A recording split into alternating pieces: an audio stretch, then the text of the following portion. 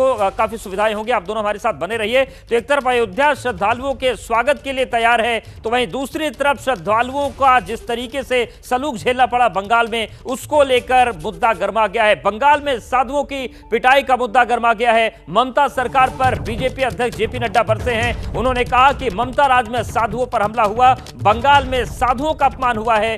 देश में राम राम और बंगाल में साधुओं का अपमान, इन लोगों को भगवा रंग से आखिर क्या दिक्कत है? ये सीधे सवाल ममता बनर्जी और उनकी सरकार से पूछे जा रहे हैं।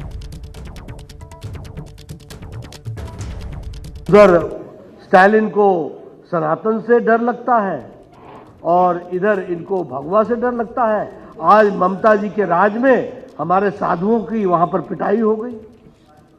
उनको पता नहीं सैफरन कलर से भगवा कलर से क्या तकलीफ है, क्या दिक्कत है। और ये तब तकलीफ हो रही है जब सारा देश राममय हो रहा है। ये भी हमको समझ में।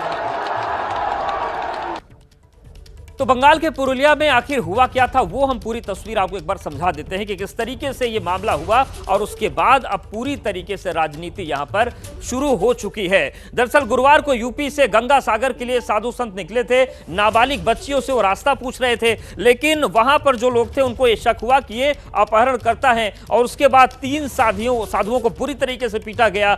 12 आरोपी गिरफ्तार कर लिए गए हैं, लेकिन बीजेपी का आरोप यह है कि वहां पर जो साधु संत हैं वो असुरक्षित हैं। ये संत गंगा सागर जा रहे थे। मकर संक्रांति का जो पर्व है उसका बड़ा महत्व है गंगा सागर में, उसे स्नान के लिए जा रहे थे। लेकिन आप देखिए किस तरीके से भीड़ ने इनको निर्वस्त्र करके पीटा, जमकर इनकी पिटाई हुई। हालांकि जब मामले ने तूल पकड़ा, सियासी बयानबाजी शुरू हो गई, तब वहां पर 12 लोगों को गिरफ्तार किया गया। और यही वो तस्वीरें हैं जिन पर राजनीति देश की गर्मा गई है।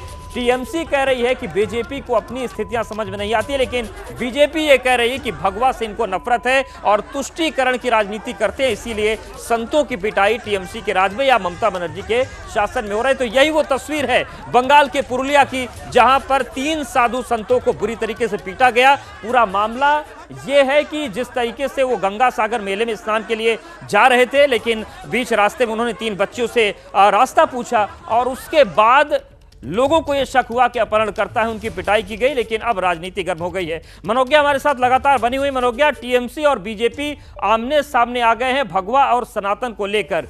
ये जो पूरी राजनीति गरमाई है, अब कुछ कार्रवाई भी हो रही है इस मसले में या केवल सियासी बयानबाजी है?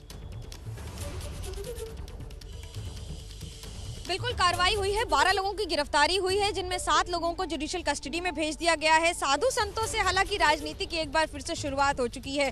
बंगाल नहीं, पूरे भारत में कहते हैं कि सारे तीर्थ बार बार गंगा सागर एक बार, क्योंकि एक जमाने में गंगा सागर तक पहुंचना ही बहुत बड़ी चुनौती होता था। अब तो वहां पर गाड़ियां भी जाती हैं और बहुत सारे रास्तों की सुविधाएं भी कर दी है राज्य सरकार ने।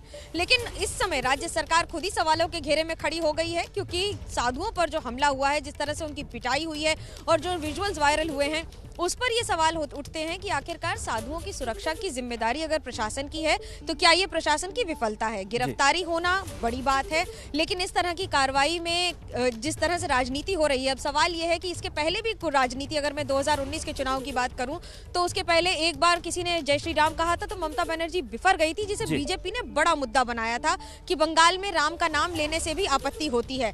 तो एक बार फिर साधु संतों की इस पिटाई के बाद से ये सवाल और भी ज्यादा तूल पकड़ेगा। हालांकि तृणमूल कांग्रेस का सीधा पलटवार है ये कहते हुए कि ये सब सिर्फ राजनीति करने का तरीका है बीजेपी का। बिल्कुल, और इस पर अब राजनीति गरमा